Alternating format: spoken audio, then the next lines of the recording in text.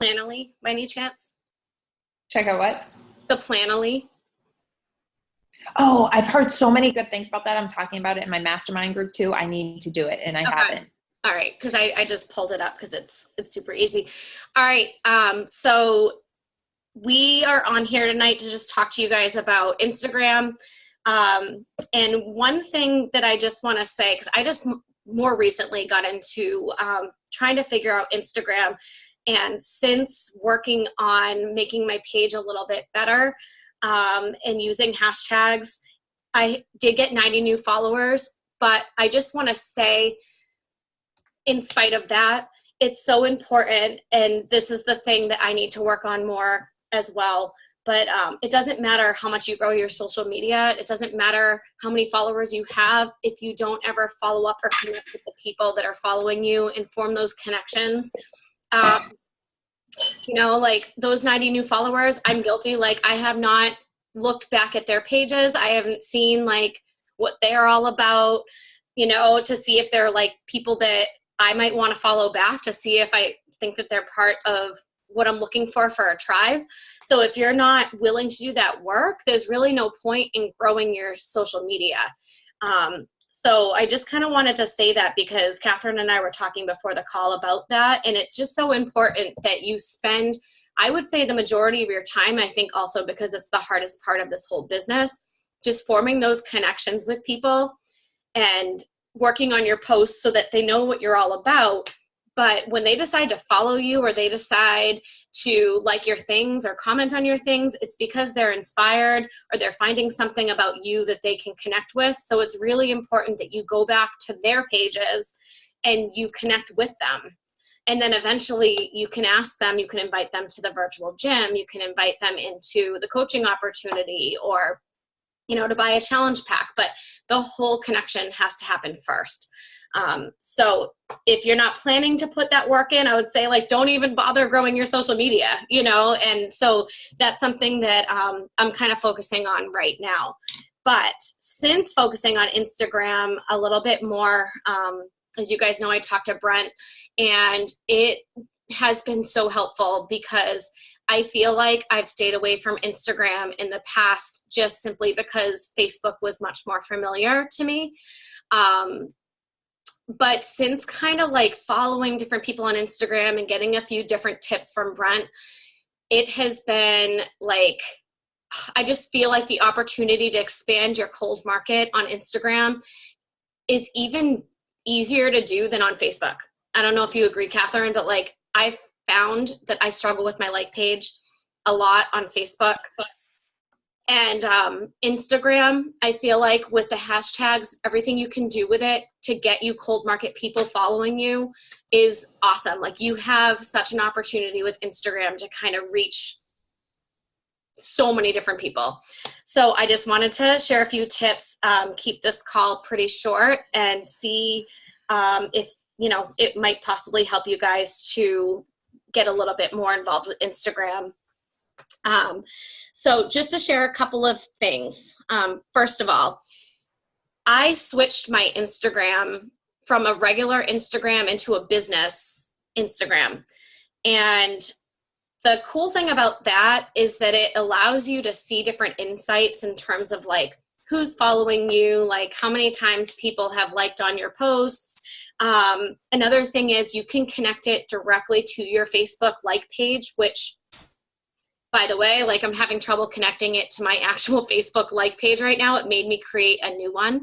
But once I figure it out, like, then you don't have to post in two different places. Like, it will just send it right to your like page, whatever you're posting on your Instagram, which is, I think, super helpful. So turning it into a business like page. And then after talking to Brent, he talked about posting between 2 and 3 times a day, just on the regular Instagram. And the biggest aha moment for me was when he said, when you post, you need to tag a location, which I never knew to do. And I don't know, I have to ask him, Catherine, do you know exactly why that's so important? Just because people follow locations and they search locations, so you'll show up there. I've always felt a little weird about it. You can also do it with every single Facebook story you do, and it'll show up when, like, if you want to go, I just did this the other day and it was so addictive. So, but like, I was like, ooh, I can look and see what's going on in like Australia. So I like pulled up Sydney, Australia, and I was like looking through people's stories in Sydney. And I did it to some of my favorite places in the world, and it was cool. But anyways, people might be like, oh, I'm in Chicago, and pull it up. And if you've tagged Chicago, your story will come up and they might just start following you. Perfect. That reminds me. Go ahead. I was just going to say, Jantana Jackson, who's a huge, I think that's her name, is huge Instagram following, says she tags places every single time, and she just does it so that it's like invisible. And talk about that. It's so weird to me to tag a location I'm not in. So I haven't done it because I feel like that's weird. But that's what they say works. Like, so I tag like Boston. Sometimes I tag just New Hampshire. I also don't want to always tag like exactly like Northampton, you know, like if we're in Portsmouth, I tag Portsmouth. But she was talking about tagging, like she said she ended up tagging like Ontario and got a ton of followers that way. Yep. I mean, I guess the one thing, and it's so easy to say, but I haven't done it yet, is like if someone realized that, they were like, this girl isn't in Ontario, they just wouldn't follow you. But some people will get distracted and be like, oh, I like her. Oh, she's not, but I don't care. Right. Yeah, no, I was going to talk a little bit about hiding it, but I'm not sure, and I'm just double checking right now. When you just go to do like a typical post in Instagram, you just hit like this plus sign in the middle, and then you create your post. And when you go to tag it, and tell me if I'm wrong, but you literally just add location right there. That's what I do. Yeah. Okay. But, and I don't want to get ahead of myself because I want to talk about Instagram stories. When you do Instagram stories, you can tag a location and hide it. Yes. Okay. Whereas the picture, people are going to see it. So that one I feel really weird about tagging a location I'm not in. The stories is a little less because no one, like someone just following your stories wouldn't see that you just tagged Los Angeles or Chicago or whatever. Right. So one thing that Brent did say was to tag places that aren't so populated or like oversaturated, or else people aren't ever going to see your posts. So for example, like if I tag Manchester, you know, there might be a lot of people tagging Manchester. They're not going to necessarily see what I'm posting. But if I tag like Auburn, New Hampshire, there's going to be a lot of people that are going to see my posts that are still like, you know, near me, but not, you're going to stand out a little bit more, put it that way. I guess I could, yeah. I don't know if I like would find it weird if people are tagging location. Would you even notice that? I don't know if I would worry about that. I know it's like one of those things that just gets in my head and then I use it as an excuse and then I haven't done it. Yeah. That's okay. So I might consider changing what you're doing there because I don't think that I would even notice. Like there's a reason why there's a tag button for a certain location. And I think so there's two things Brent said. You need to tag a location. And then once you post, and I've said this before, and there's a lot of different opinions on this, but you put your hashtags, which I think you can have up to how many, 25? Yeah, it's 25 or 30. Okay, 25 or 30 hashtags. You're going to put it not in the description. And the reason why Brent said not in the caption is because your caption's kind of like, you know, when you post on Facebook and you write like a caption to go with your picture, he said not to put all the hashtags there because it almost just kind of comes across as like kind of hokey, or like people might be like, what are her intentions if she has all these hashtags? They say don't let the hashtags in the caption take up more than 1/3. I think, Catherine, you're the one that taught me that. More than 1/3 of the whole post. But what I've been doing is once I post, I've been opening up the comments and I've been pasting my hashtags there. So the good thing about that, because that's what Chalene Johnson used to recommend, and then the good thing about that is if you ever had to edit it, you could, because you can just delete the comment. Right. And then join it back on, as opposed to like if it's in your original post, you can't fix it. But then for some reason the training was telling me to put it back in the thing. But now if that's, I feel like, yeah, so I can do that. Yeah, absolutely. I've been putting it in my post. Okay. So And then the thing about the hashtags, and after this call, I'm going to be sharing with you guys, and you're going to want to probably do this on your own, which is why I'm showing you. But as you know, like, we don't always just want to be posting about Beachbody and like fitness and health, because we're just more three-dimensional than that. And you want to attract your specific target audience. So for example, like, I'm a dog mom, I'm a mom of an infant, I'm a stay-at-home mom. I am a teacher. Well, not right now, but I am a teacher. That's one of my areas. I love to write. I love just like positivity. So I've been spending a couple hours just kind of searching up different hashtags. So like, if you put in here like dog mom, you'll see different hashtags pop up. You want to find hashtags that have between 10,000 and 80,000 people following it, because I guess that's like the sweet spot. Like, that way your actual like posts in your Instagram stories are being seen. Versus if it has like a ton of followers, your stuff's probably just, once again, getting lost in the mix. So 2 things to always make sure you do is have your location on there and have your hashtags that you've already researched as being important to whatever the post is about. So if it's a post about your dog, you're going to have a bunch of hashtags that you've already saved in your, like, I use Evernote. So I have a bunch of hashtags, which I can share with you guys, all of my hashtags, but yours might be different. So I can share those with you, but do you have something to say, Catherine? Yeah, I just do it in I do it right in my notes section, and I actually have Notes of what? Just on the iPhone we have like a little notepad. I don't have an iPhone. Yeah. So if you have an iPhone, it's just a note section. I actually have like a bunch of them, so that sometimes, because I have like one that's all about clean eating, but sometimes if I'm doing a post on something else that has nothing to do with it, I feel a little weird about that. I have one that just has a bunch of different ones. But I also have one that's like all about my kids, you know, so I have like a bunch of different ones. So I can just grab a whole like chunk and use those.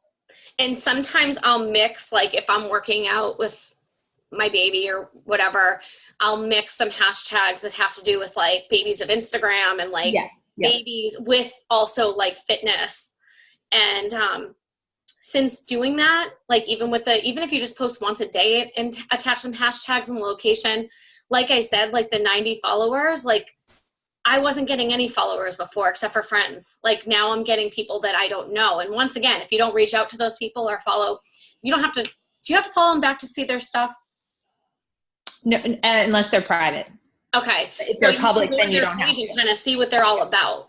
Yeah. But if you're just always hashtagging like fitness stuff or Beachbody or whatever, all you're going to get is Beachbody coaches. Yeah, definitely research some of because sometimes I've found a hashtag that I thought was good, but when I go to look at it, it's like clearly all Beachbody coaches. Like, even though it's not a Beachbody tag, it's like fit mom and it's only 10,000, but it's like all Beachbody coaches. So I'm like, okay, I'm not going to use that one. Right.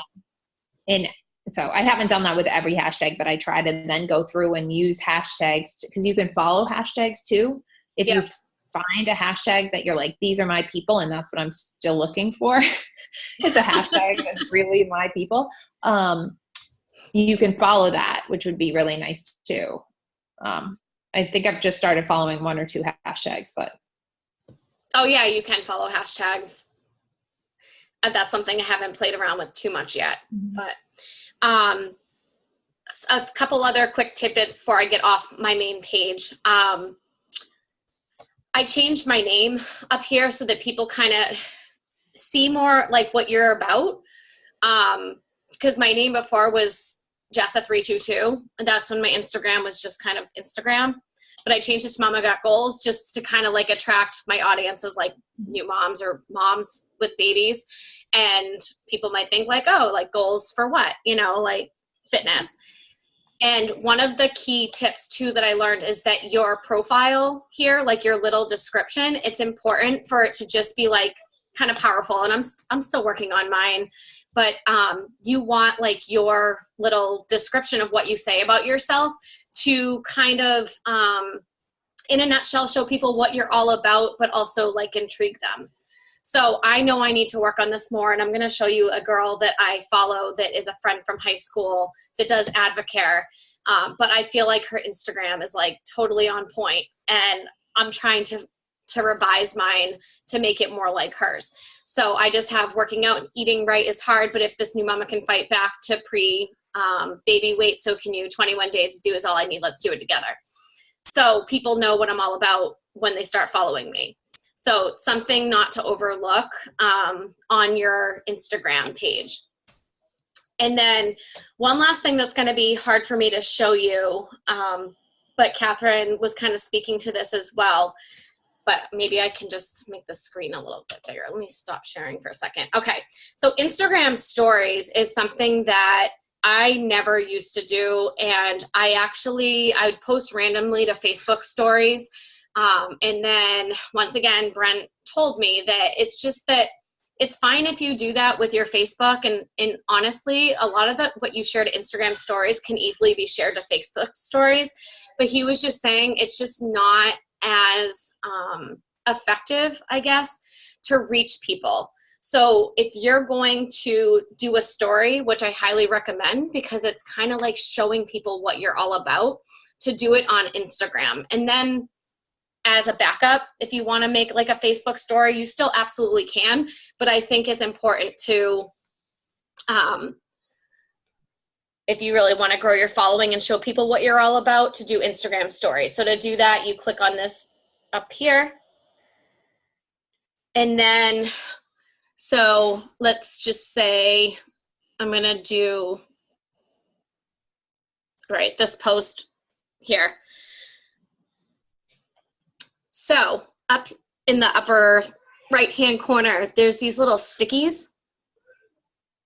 And you can play around with this. It's actually so user-friendly. But there's your location tag. So if I want to tag, I'll do Auburn, New Hampshire. But look, like, I don't want that on my post. So if you tap it again, it turns it black and white. And then I just shrink it, shrink it, shrink it, shrink it, and just hide it into the background. You can't even see it.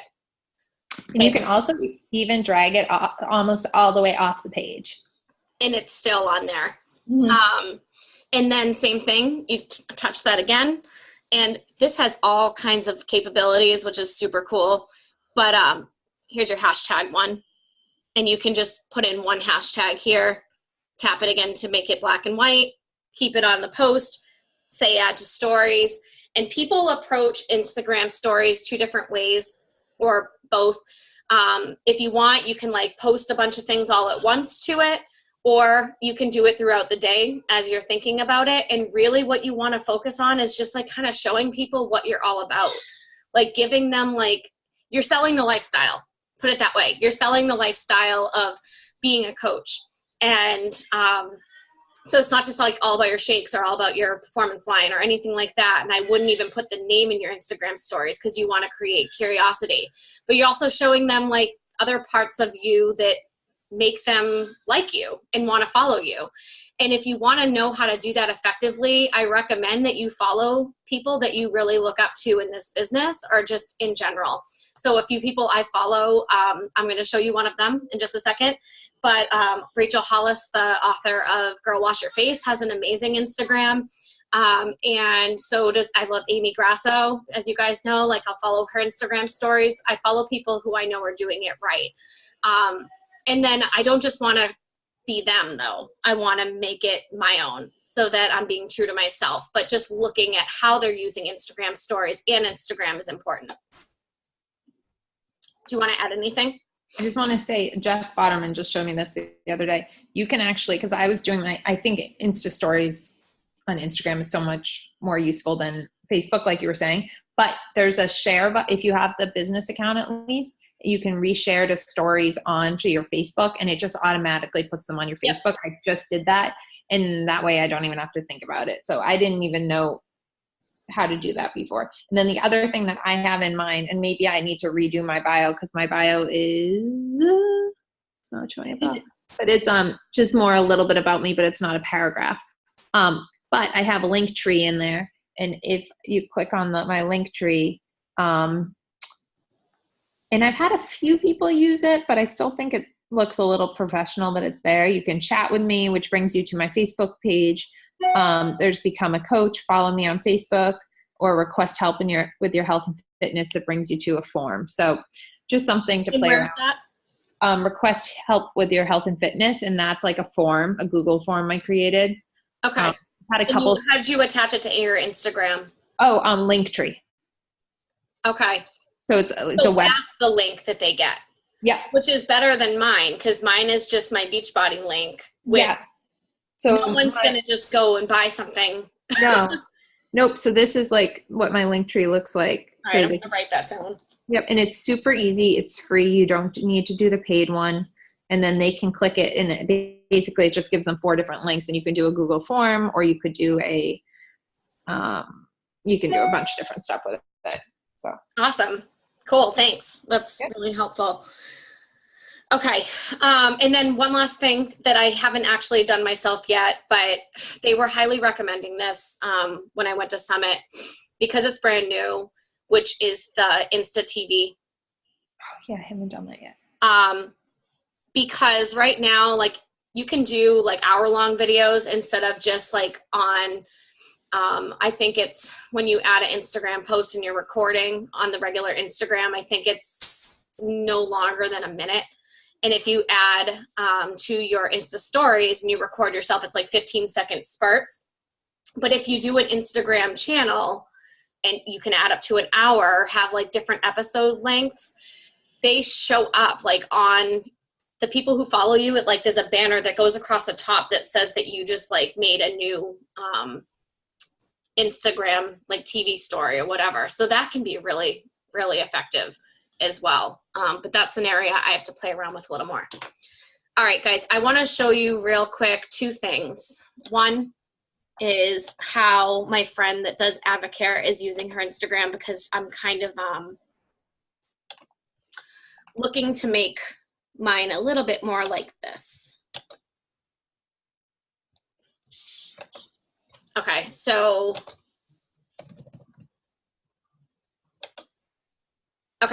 something I really like about this, and look, Catherine, this is like yours. Okay. So it doesn't have to be a paragraph, you know, like I just, but I think that it's awesome how she has, these are called highlights up here. And basically it's like different folders for people to look at so that they can see like, oh, what kind of results are people getting from whatever she's doing? And you click on it. Ooh. I like the results. Right. It's awesome. And it's just like an Insta story, but it's categorized so that people can actually like get value from what you're putting out there. And it's persuading, honestly. Like, ooh, I like that. Because I have, and you can add to it slowly too if you want to. Like every time you get a result, that's nice. Because I only have 1 up there right now. Yeah, and I just deleted mine because I wasn't using it correctly. But it's so easy. Like if you look at your phone and you like open up Instagram and you go to your profile, you literally just click add in a new one, and you can post a picture to it and then give it a name, edit the cover so the cover can be just like hers. I like how hers are all the same, or like there's a theme. Yeah.